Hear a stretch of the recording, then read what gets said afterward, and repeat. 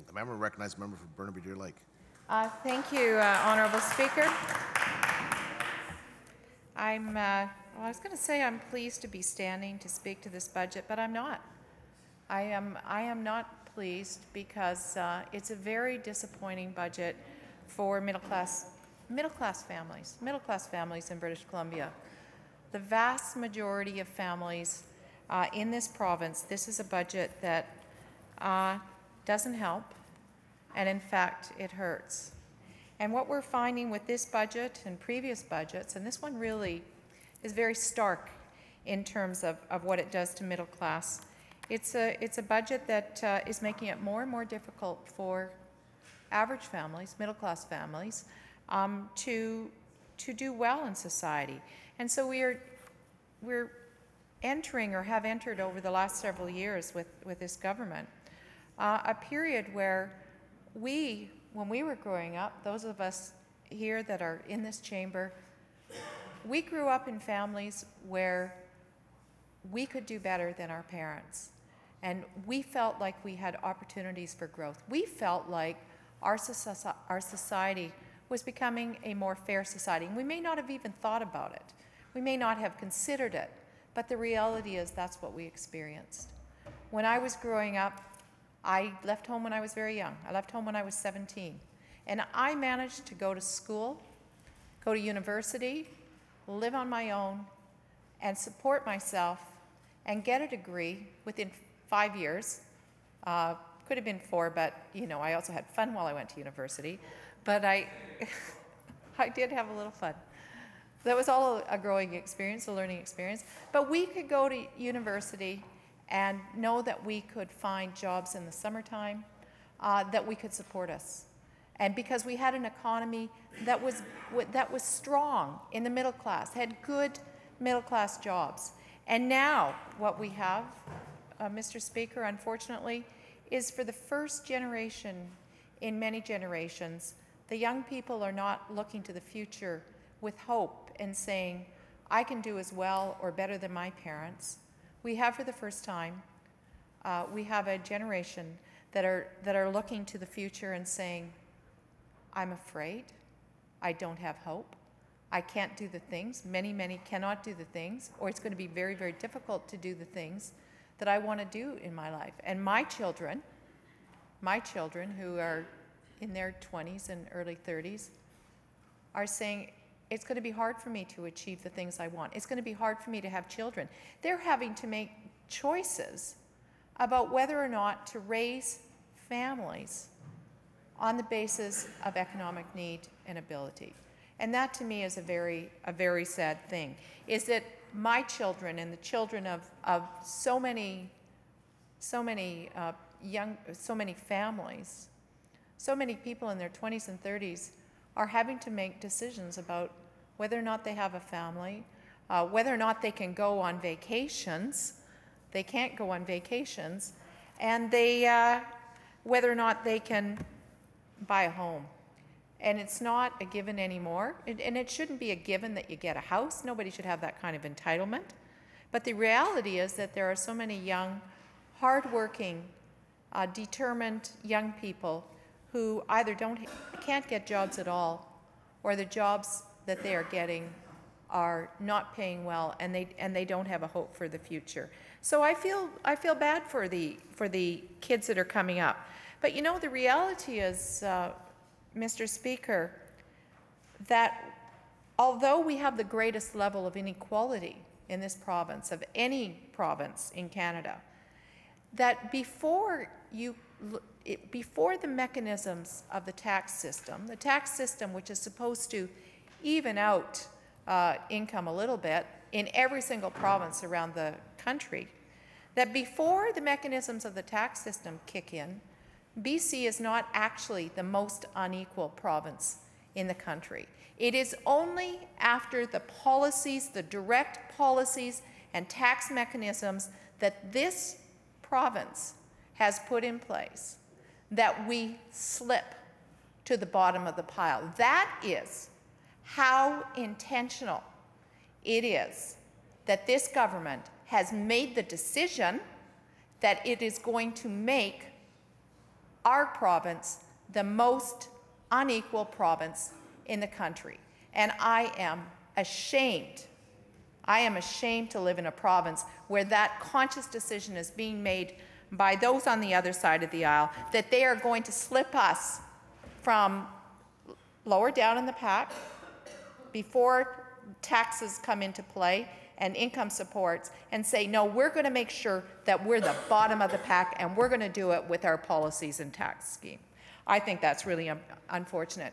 And Mr. Speaker, it is most unfortunate that we have a blatant example of a determination to create inequity in this province with the budget of 2015. And what I'm talking about, Mr. Speaker, is a $230 million tax break for the top 2% of earners in this province, paid for by BC families. As BC families are getting hit with rate hike after rate hike, this government made the decision that it was going to give a $230 million tax break to the top 2% of earners. I'm not sure they even asked those earners whether or not they wanted that tax break. I'm not in that. You have to have an individual income of over $150,000 in order to get that break. But it's a mighty good break if you fall within that group. But to give $230 million away at the same time as you are hammering the middle class of this province is incomprehensible. But then again, it's consistent with that determination to make sure that we continue to be the most unequal province in the country. I'm going to give you an example of some of the ways that the middle class is being hurt. BC hydro rates are going to go up 6% in 2015. This is for middle class average families by about $70. MSP premiums go up 4%. So $33 more per person, or $68 per family. ICBC rates are going up 5.2%. So for MSP and ICBC alone, that's an average increase of $175 this year. Ferry fares are going up 4%, 3.9% on April the 1st. So moves that are embattling, they are moves that are making it more and more difficult for the middle class and the average family who are just trying to do the best to make their way, and particularly hitting young people.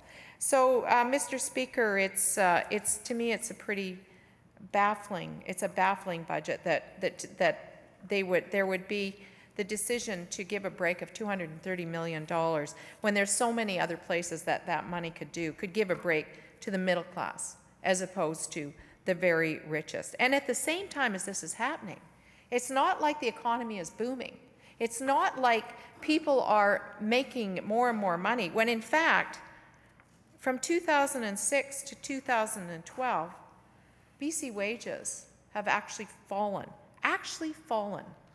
by 2.4%. And that's, you know, with the government on the other side and with members on the other side saying, jobs, jobs, jobs, everything's going to be fabulous. Well, it's not fabulous. It is not working out well. It is a trickle-down theory of economics that is not working. When the average person, the average family, their income is actually going down. I wanted to talk for a minute about the impact of this budget and past budgets on a group of people that I am really privileged to in some ways represent in this House now, people who are going to post-secondary education in my role as the official opposition critic for post-secondary education, advanced education. And I'm meeting regularly with students and with administrators from colleges and universities, and with teachers, with instructors, with professors, with folks who work in support areas at universities, in the trades and so on. And what I'm hearing from all of them is that they don't understand why this government does not have more of an interest and more of a concern about supporting colleges and universities. We are talking about investing in the building of this province. And there is no better way to invest in the future of our province than to invest in our young people that want to get an education.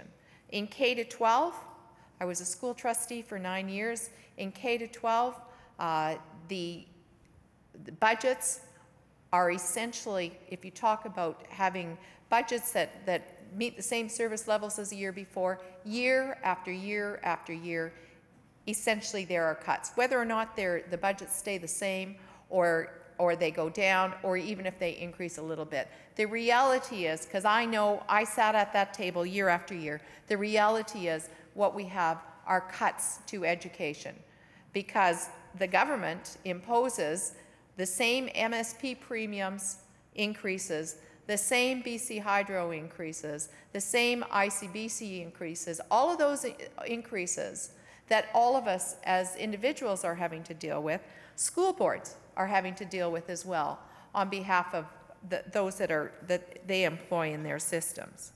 And so what we have at the K-12 level is we have downloading, and the impact of that and the lack of funding is that services are being cut at our schools.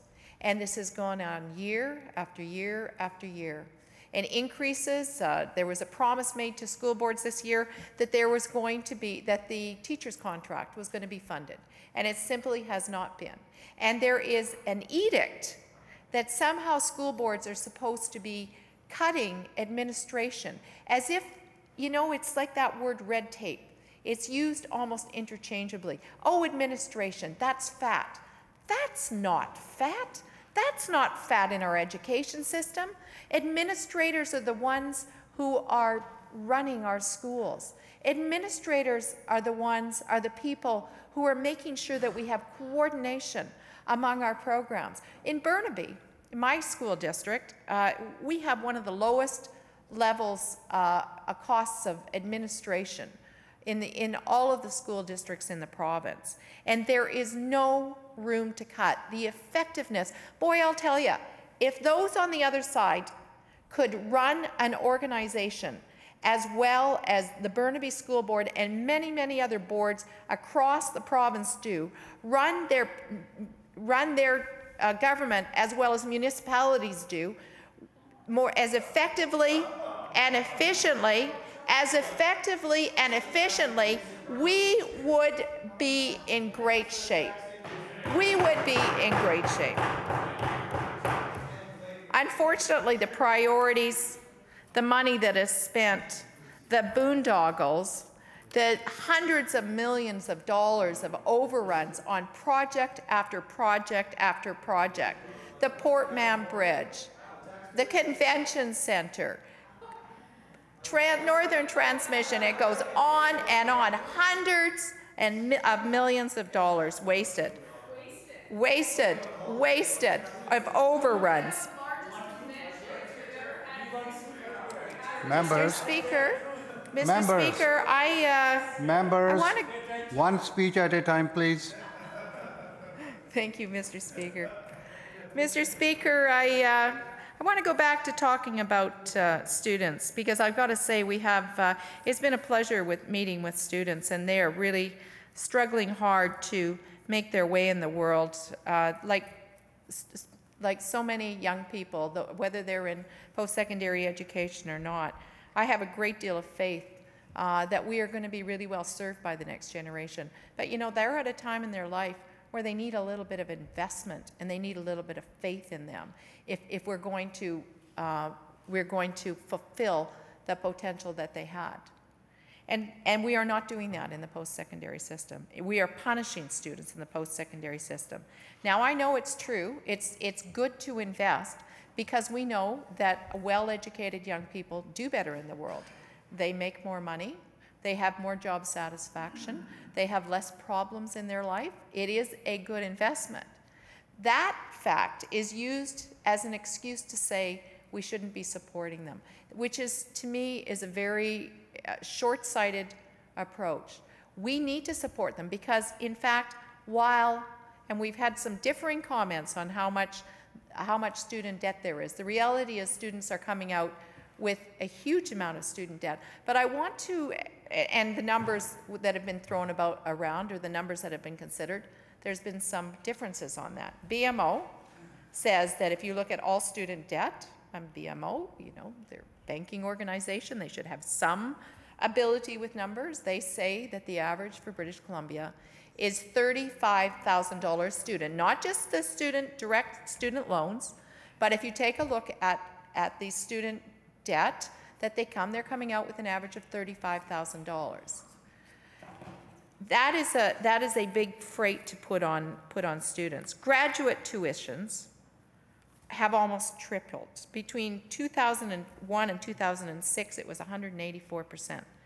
So graduate school is becoming more and more out of reach. It'll cost the average UBC student at least $10,000 more in tuition to complete a degree than it did since 2001, and tuition fees have doubled at BC's colleges and universities since 2001. You know, Mr. Speaker, whatever that average amount is, and it's certainly higher than the $20,000 that I've heard the minister throwing out there, because it's a pretty limited and it's not the correct number. But I'm not going to get into that now. But my bigger worry is that there are most kids, almost all kids, that come from well-to-do families, from wealthy families. They're going to be the ones that are going to school, and they're going to be able to make their way through. And they may be able to make their way through in 4 or 5 years because they're not out there working 2 or 3 jobs. They're not taking a year off here and there. So they're not spreading their education out before they become productive citizens and maximizing their potential. They're not spreading it out over 6 or 7 years. And that is one of the impacts that we have in post-secondary education, is that we have students who are taking longer and longer to go through university and therefore are not out there maximizing their potential. Not only, I mean, that's an economic issue, but it's also an issue in terms of kids getting on with their life.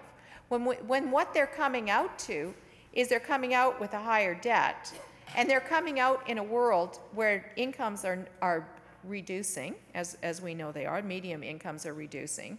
If they're coming out and to buy a house in the Lower Mainland where I live is completely out of reach, what you're saying is these kids, their possibility of ever getting ahead in life is really, really difficult.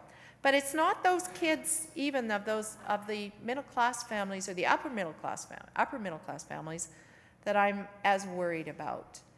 It's very difficult for them. Some of them have help from their families, and some of them don't. But it's the kids that should have the opportunity, as every child should have an equal opportunity, to make their way through the system. And that's what there was 30 years ago, 20 years ago, and that is what there is not now. You cannot, it is very, very difficult. And the reality is that university is becoming less and less accessible. University and colleges and trades are becoming less and less of an option for more and more kids. And I think that's a shame. When you see what kids can do, I was just reading the story today of a 17-year-old girl that came from Afghanistan, where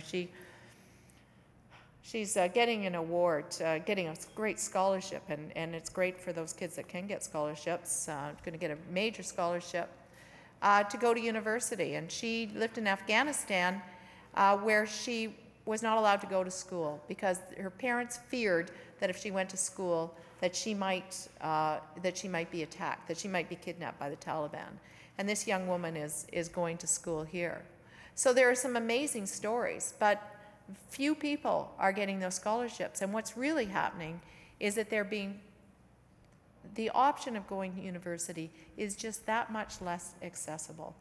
And, you know, I remember my mom told me when she was a kid that she was a really, really bright student, and she worked really hard. And she grew up on the Depression, and her family lost everything in the Depression. And it broke her heart that she was not going to be able to go to university. It broke her heart because her family simply didn't have the money. Now, she ended up being the one person in Edmonton, Alberta, in her year that got the scholarship because she was such a superlative student. She was such a great student. So she went.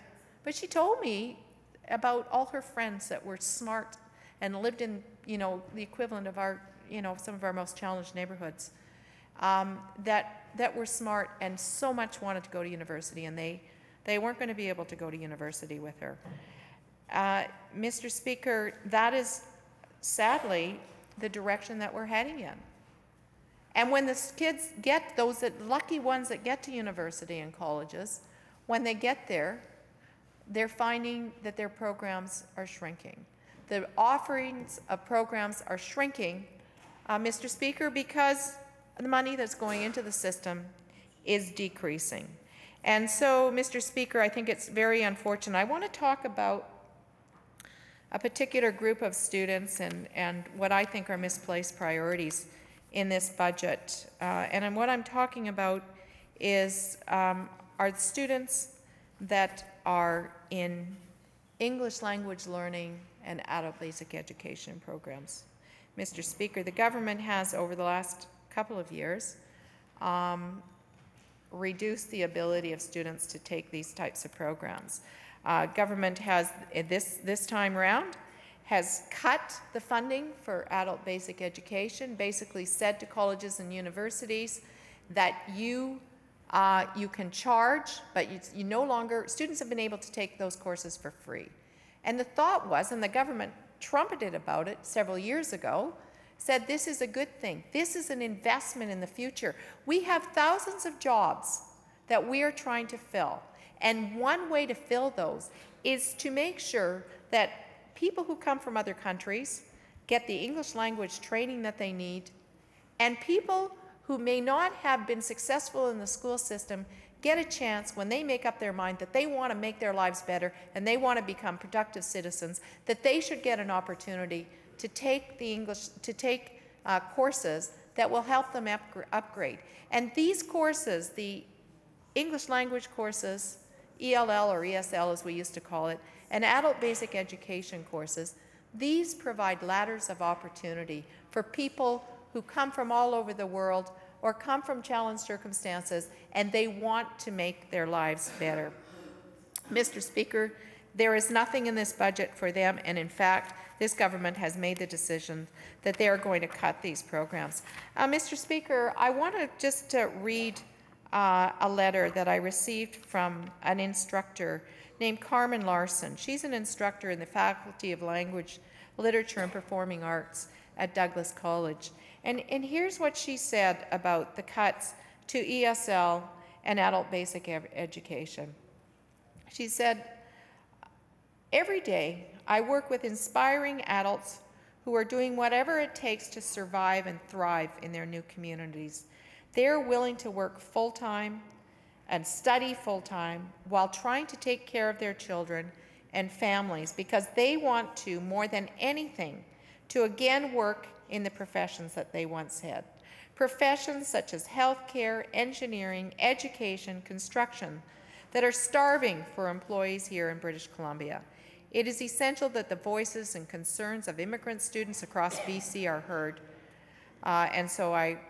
She then encouraged us to advocate on their behalf. That was from an ESL teacher, but I've also heard the same thing, Mr. Speaker, from teachers of adult basic education students. And they are right now seeing their programs cut. The programs at Vancouver Community College, ESL, that served thousands and thousands of students, have essentially been shut down. Many of them are gone. These are courses where students would take not only English language training, but they would take healthcare profession trainings. They would take technical training, training to write and be proficient in the technical language of engineers and doctors and technicians of various kinds. Very specific, time-tested programs that move people who just needed a little bit of a leg up. They moved them from not being able to be productive, and we asked them to come from all over the world, and they come here and they want to be productive. They helped people move from not being productive, not being able to do their jobs, to being able to do their jobs. We cut those programs, and now we're going to cut the adult basic education. What that means is that colleges have been, and universities have been told that they can charge. They don't have to charge, but they can charge, but they're not getting the money to cover the courses. So they have to charge. The reality for many, many families, many, many students, is that that ladder to post-secondary education, it really was a ladder, because most students who take ESL courses or they take adult basic education courses, it's because they want to do more. And they go to the colleges and the universities, and they become exposed to college life, university life, and they find other courses, and they move from the courses, the adult basic education courses, their graduation courses, their English language courses, they move from there into further post-secondary courses. And that opportunity, we are just cutting them off at their knees and saying, you don't get to do that anymore. And we know, even though the universities and colleges have been told for the basic education courses, finishing high school, doing upgrading, we know that what that is going to mean is simply that the registrations are going to go down significantly. And because less people are going to be going. So what that means is less access. It means less access at our colleges. And you know, the other area that we're going to have less access, Mr. Speaker, is that we're going to have less access in areas around our province that haven't traditionally had universities and colleges, smaller colleges, more rural communities, the north. Those colleges that don't have, they don't have the ability to fundraise. They don't have a long legacy of graduates like the big universities do, and our research universities are doing a fabulous job. They are being hurt as well, but I have a particular concern for our smaller colleges and institutions that are in areas that don't have the ability to fundraise. And those colleges were also a ladder of opportunity for students that could stay in their hometown, their home community, do a year of college or university, and then transfer to larger institutions a little bit farther away. Could stay for a year or stay for 2 years. Those places are being hurt. Again, decreasing the access for students, rural students. Mr. Speaker, I only have a couple more minutes. I wanted to finish off by mentioning a couple of concerns in my community. One that I mention quite often and is of a real concern for me is Burnaby Hospital. Once again, Burnaby Hospital, there's nothing in the budget for Burnaby Hospital, despite pre-election promises in 2013 that we were going to get a new hospital because it is seismically unsafe, because people are dying in that hospital because of the age of the infrastructure. We were promised that in 2013, and now that it's not an election year, there's nothing. Oh, the minister, there is a suggestion from the other side that there is something for Burnaby Hospital. I'll be thrilled to hear about it. The other thing, because it certainly hasn't been there, the other thing I want to talk about broken promises in my community is seismic upgrading. There were promises in 2012 and then very specifically in 2013 that schools in my community in Burnaby were going to be upgraded, and there was timelines. 2014, we were going to get money. 2015, we're going to get money, and we would have Alpha rebuilt, we would have North rebuilt, we would have Montecito rebuilt, and you know what? Not a penny has come into Burnaby. So the government is great at making lots and lots of promises, but they're not great at keeping them. I'm sure the promises will all be trotted out again in 2016 and 2017 in the run-up to the next election. I see, Mr. Speaker, that my time is coming to a close.